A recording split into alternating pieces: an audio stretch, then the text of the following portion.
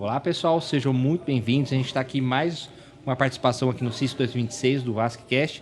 Hoje, agora, estou com a doutora Daphne aqui, uma colega bem importante aqui na sociedade, faz parte, inclusive, da sociedade, da organização do evento. Doutora Daphne, seja muito bem-vinda. Muito obrigada pelo convite, é um prazer estar aqui conversando com você. Maravilha. Geralmente no começo, né, a gente pede para o convidado se apresentar, contar um pouquinho da história. Conta pra gente um pouquinho sobre você. Com prazer. Eu fiz tanto faculdade, cirurgia e vascular aqui do ladinho, no HC, no Hospital das Clínicas da USP. Eu me formei em vascular no fim de 2016. Em 2017, eu fui para o Einstein. Fiz aprimoramento na parte de pesquisa e endovascular. Depois eu segui por lá como preceptora, médica assistente da residência de cirurgia vascular do Einstein. Eu abri meu consultório em 2017 e desde então fui crescendo aos pouquinhos até que acabei investindo muito na parte de marketing. Eu adoro esse assunto, inclusive foi tema da minha palestra aqui. E com base nisso, enfim, todo o estudo sobre gestão do consultório, eu abri minha clínica em 2020 aqui na Rua de Baixo, no Oscar Freire. E desde então, ela vem crescendo muito com base nessa boa administração. Então, é um assunto que eu gosto bastante, que eu sou convidada com frequência para falar. É interessante porque esse é um tema que cada vez está se tornando relevante, né? Porque antigamente tinha aquela impressão de que o médico tinha aquela parede cheia de títulos, mas hoje é diferente. Inclusive, num outro podcast que a gente convidou, né? Eu contei uma história engraçada que meu tio, esse feriado agora, meu tio operou do joelho, né? E a gente estava conversando e ele estava contando que o médico dele era não sei que médico, tinha operado não sei quem, tinha não sei quantos seguidores, né? E eu lá olhando para ele assim, né? Falei, tio, mas você sabe da onde que ele fez faculdade, formou? Aí ele parou para mim e falou, não sei. Eu falei assim, olha, então hoje em dia não é só os médicos que têm focado, mas também o próprio público. Então, não acho que seja algo ruim, mas que a gente tem que usar desse poder de uma forma positiva, né? E qual que é a sua experiência sobre esse assunto? Assim, quando você começou, você teve dúvidas, incertezas? Como é que foi esse começo? Eu lembro muito bem, assim, como todo jovem no mercado, né, a gente quer o nosso espaço. E o médico sempre foi a referência, o boca a boca, o que indica, mas como que você que está começando, nem tem sua própria cartela de pacientes, vai crescer o seu consultório com base em indicação, né? E na internet a gente vê muito charlatanismo, pessoas que realmente não têm uma boa formação ganhando espaço por conta de uma boa divulgação. E aí eu pensei, poxa, eu com a carreira, com todos os diplomas, sabe? Eu fiz todo aquele checklist, fiz uma faculdade super respeitada, uma residência super respeitada, uma formação em vascular. Imagina, eu passei em primeiro lugar na cirurgia vascular no meu ano no Hospital das Clínicas da USP. O tanto de honra e prestígio e esforço, principalmente, para isso acontecer. Tenho título de especialista em vascular, em Doppler vascular, em endovascular. Fiz todas as especializações em laser, lipedema, cirurgia ambulatória. Como que eu ia fazer para ter a minha própria cartela de pacientes? E aí eu pensei, como que eu pego todo esse conhecimento e, de fato, aplico? E aí foi aí que o marketing me despertou a vontade, assim, sabe? De fato, conseguir impactar o maior número de pacientes com aquilo que eu me esforcei tanto para conquistar do ponto de vista técnico, né? E aí, isso é algo que a residência não nos ensina. Então, eu fui atrás de estudar mesmo. Fiz diversos cursos de marketing, muito curso para marketing médico mesmo, estudar as regras e tudo mais. E aí, aos poucos, eu fui crescendo com base nisso. Hoje eu tenho a minha cartela, que realmente tem muito paciente que me indica, mas ainda assim, o meu maior movimento vem de rede social. Rede social e marketing. Desses cursos, você buscou como? Você foi pesquisando por conta própria? Você pediu indicação? Estava eu num plantão de UTI, daqueles próxima época de Covid e tudo mais, e eu, assim, sabe, super frustrada, porque eu né, ninguém quer dormir fora de casa, assim, ainda mais fora da nossa especialidade. Aí eu lá evoluindo, aquela confusão de plantão, eu falei, deixa eu pegar um podcast aqui para poder escutar enquanto eu evoluía. E aí eu coloquei a palavra médico. E aí surgiu um podcast chamado Médico Celebridade na época, né? Um nome super sensacionalista, mas era sobre marketing médico. E dali começou a me despertar, e aí eu fui ao Instagram, fui ao Google, fui procurar mais sobre isso e aí sim estudar. Você começou na parte de cursos, chegou a pensar em fazer algum MBA, alguma pós em relação a isso? Não, não fiz pós, fiz muito curso, porque na verdade a gente tem a nossa rotina, né? E parar para poder fazer isso, até investimentos maiores e tudo mais. Na época eu não tinha nem essa possibilidade financeira, né? Mas tem muita informação, tanto informação gratuita em rede social, YouTube mesmo, quanto cursos aí um pouco mais rápidos, cursos online que você consegue adaptar mesmo na sua vida corrida de plantões e 1000 hospitais. Sim. E qual que é o principal ponto que você acha que existe o gap entre os médicos e o marketing? Aonde que você acha que as pessoas poderiam começar a se mexer? Eu acho que tem muito preconceito, né? A gente na plenária agora discutindo muito sobre isso, mas o tema estar cada vez mais presente em congressos de relevância como esse vai tornando isso um pouco mais fácil de ser aceito, né? É entender que o marketing não é algo superficial, ele deve ser encarado como parte do trabalho e com tal seriedade, né? Hoje em dia não é mais a dancinha do YouTube, do Instagram, do TikTok, não, é marketing mais interpretado com mais seriedade. Então, entender que o que você fala tem que ter um propósito, tem que ter uma estratégia e planejar esse conteúdo de uma forma mais estratégica mesmo, sabe? Então, eu acho que o gap está aí. Entender que o marketing não é mais algo superficial e que você precisa de um direcionamento e precisa sentar para poder gravar, pensar no conteúdo, no objetivo daquilo, no tempo que você tem para poder fazer aquele vídeo, na estética, o que aquilo está comunicando, como você vai se comportar, comunique e atrai quem você vai atender. E aos poucos ganhando mais espaço e mais familiaridade também. Experiência também, né? Porque no começo, né, todo mundo vai encarar aquela... Tem gente que tem essa questão, né? Vou com a câmera... A gente, né, que grava, né, com um curso, no começo foi muito difícil, né? Porque eu nunca tinha falado com uma câmera. Mas com o tempo, você percebe que naturalmente a evolução é muito positiva, né? Sim. E acho que isso também tem que ser trazido também para a parte de marketing. Com certeza. Quando a gente fala de marketing, basicamente a gente está geralmente puxando para o consultório particular, né? A gente pode fazer um marketing pessoal, às vezes uma pessoa que faz um ultrassom específico, ela quer virar referência sobre aquele assunto, né? Mas é uma situação um pouquinho mais diferente. Quando a gente vai fazer para o consultório particular, o que você acha que é interessante alinhar? Eu acho que a gente tem que pensar primeiro no que você quer atrair, né? É o paciente que escolhe o médico ou o médico que escolhe o paciente? Na minha opinião, é a segunda. Então, na minha rede social, eu atraio o que, para mim, estrategicamente é o bom para o consultório. Eu tenho uma Flebosuite montada, eu trato 90% varizes. Então, para quê? Apesar de ser um assunto de relevância, eu vou falar sobre aneurisma, sobre doença de carótida, sobre doença na perna, se eu quero que sente na minha frente um paciente com varizes. E dentro desse tema, o que eu quero? Eu quero um paciente que queira uma cirurgia convencional pelo convênio, ou quero aquele paciente que valoriza uma experiência, uma recuperação rápida e que quer fazer um tratamento por endolaser, apesar de ter que investir nessa tecnologia. Eu quero fazer o tratamento hospitalar, ou não, como no meu consultório, que eu faço cirurgia ambulatorial. Então, o que eu comunico é o que eu atraio. Então, estrategicamente, eu escolho os assuntos. E sempre pensando naquele funil de nível de consciência, né? Conversar e fazer vídeos para pessoas que estão em diferentes níveis de consciência. Ou seja, aqueles vídeos mais gerais, explicando que uma dor na perna não é normal, que pode ser varizes. Para quem já sabe que tem varizes, qual é hoje os tratamentos disponíveis. Para quem já sabe que precisa tratar, qual é o diferencial e benefício de fazer um endolaser, o diferencial de fazer uma cirurgia ambulatorial versus hospitalar.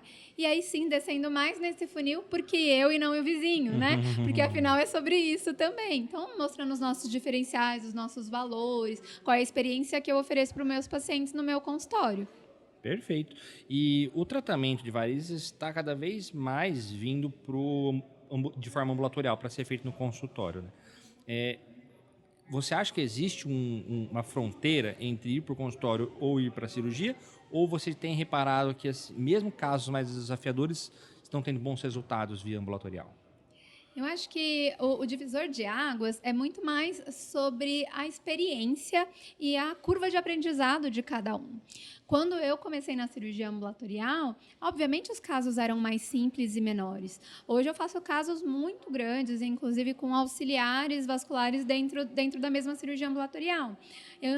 O meu padrão de anestesia, o conforto do meu paciente, obviamente veio melhorando, né? Então, eu faço cirurgia ambulatorial desde 2022. 2026, obviamente, é bem mais confortável do que a minha primeira paciente, né? Então, acho que tudo faz parte de curva de aprendizado. Acho que algumas coisas a gente tem que pensar sobre comorbidades do paciente, mas não a idade, a pressão e a diabetes. Não, o quanto isso está controlado. Ele tolera o decúbito, ele tolera o tempo, qual é a expectativa daquele paciente, ele sabe que ele vai sentir a picadinha de anestesia local, como que é isso para ele? Lá na clínica, a gente coloca vídeo na TV, música, é um clima super tranquilo, mas tem muito paciente que tem um nível de ansiedade muito grande, né? Como o paciente se sente mais confortável. E eu também vou operar no hospital. Antigamente, eu operava 15 a 20 cirurgias de varizes hospitalares. E aí, eu operava 1, 2 no consultório. Hoje em dia, isso é totalmente inverso, né? Às vezes, eu fico 2, 3 meses sem pisar no hospital, ao passo que eu opero uma média de 15, 18 pacientes via ambulatorial todo mês. Então, a curva melhorou, eu atraio esse tipo de paciente, eu também estou bem mais à vontade nesse ambiente, sabe? Então, acho que essa divisão, claro que o tamanho do caso influencia, mas é o quanto o médico se sente à vontade naquele ambiente, sabe? Perfeito. Não, muito interessante. E o que você daria de dica para quem está começando a querer entrar nesse tratamento ambulatorial de varizes? Como começar, por exemplo? Certo. Poxa, eu penso em chegar nesse ponto, mas o que eu posso fazer hoje? Perfeito. Como eu comecei a minha rotina de deshospitalização e acho que funcionou super bem, né? Enfim, eu sempre operei muito em hospital e sempre priorizei as técnicas minimamente invasivas. Então, eu já fazia endolaser e radiofrequência com volume e com um conforto, uma segurança muito grande no hospital. Então, obviamente, é muito mais fácil você aprender a tecnologia com o seu paciente dormindo, seu auxiliar pode ser mais experiente que você e pode te ajudar nessa técnica. Então, dominar a termoablação é o passo número 1 para você deshospitalizar o seu paciente.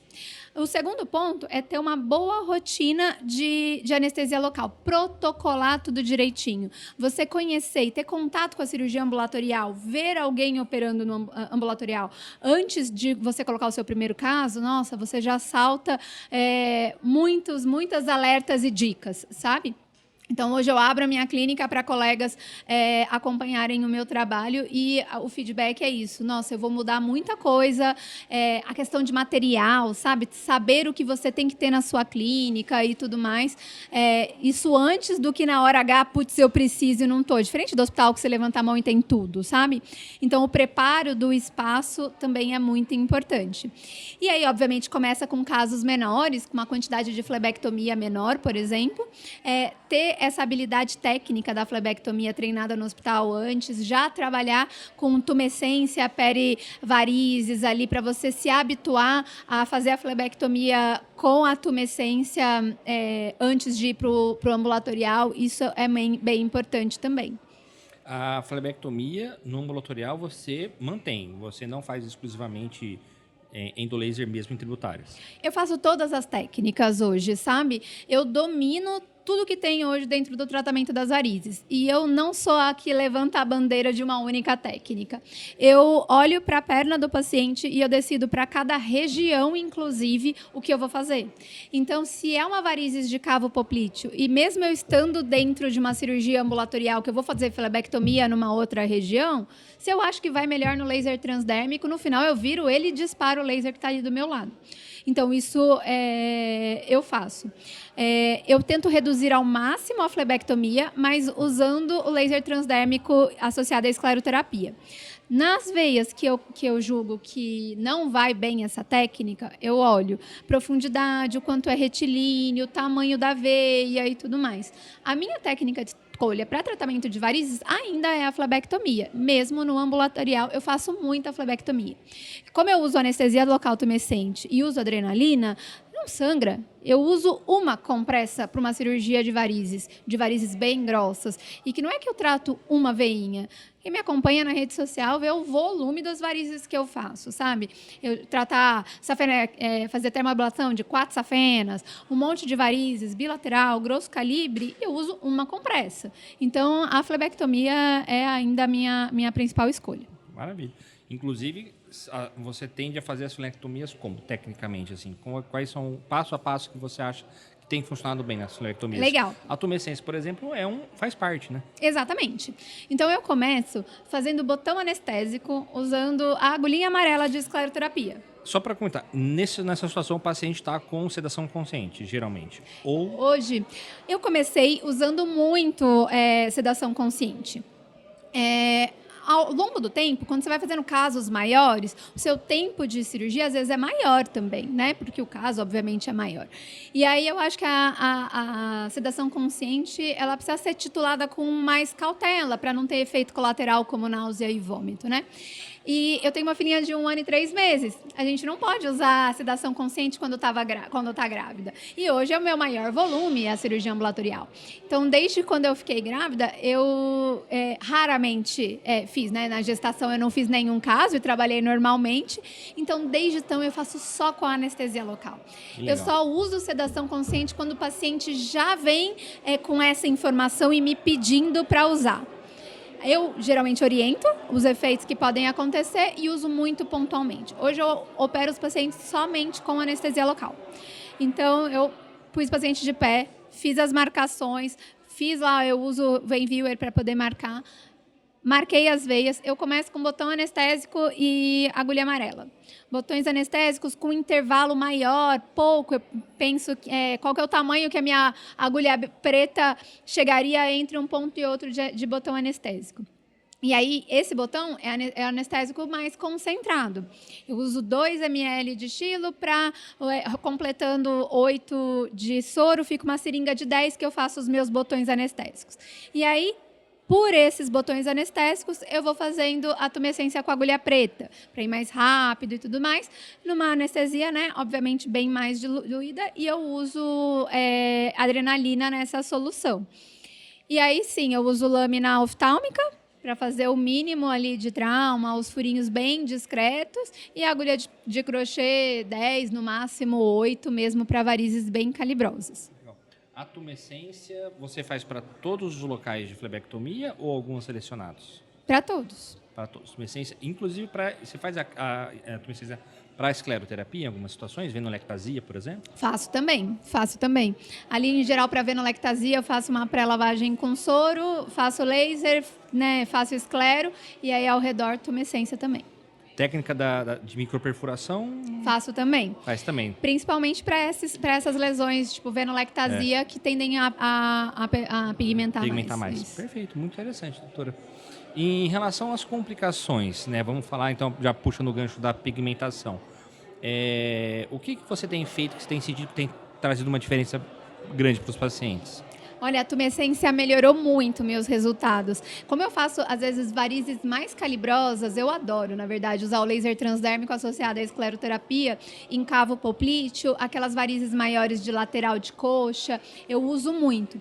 Então, a tumescência me ajudou a fazer menos hematoma e a deixar menos escleros dentro do vaso. Então, isso com certeza auxiliou.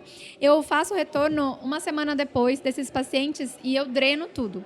Então, dreno toda aquela reticular, aquela varizes que eu tratei, multiperfuro e lavo. De rotina ou nos casos que você vê que ficou um esclerocoágulo um pouco maior?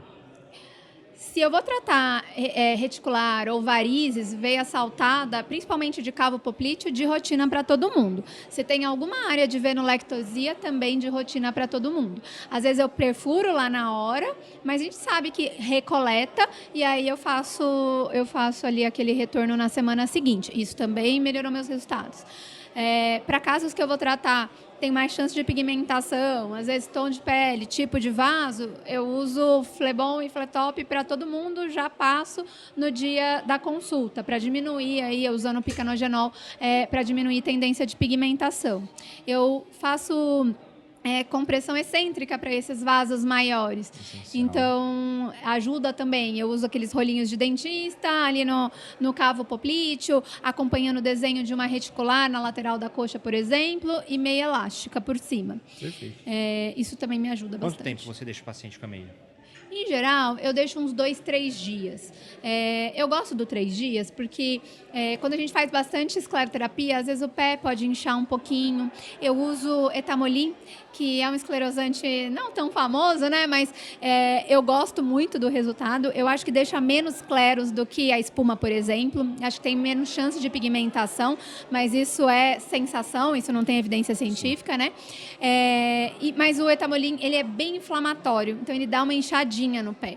E aí, por isso, eu deixo as minhas pacientes aí uma média de 3 dias. A gente sabe que, por literatura, a gente tem evidência de deixar de 6 a 12 horas de meia, né? Mas eu deixo aí os 3 dias pensando nesse edema. E paciente liberada para as atividades, claro, não... Vai na academia no mesmo dia, eu falo. Não, eu não sou desculpa para ninguém faltar na academia.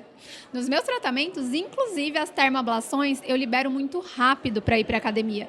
Mesmo operando safena com anestesia local, endolaser, eu libero para ir para academia no dia seguinte, malhar membro superior, tronco, uma esteira, uma bike sem carga, e musculação de perna eu libero no 3º dia. Maravilha, muito legal, doutora.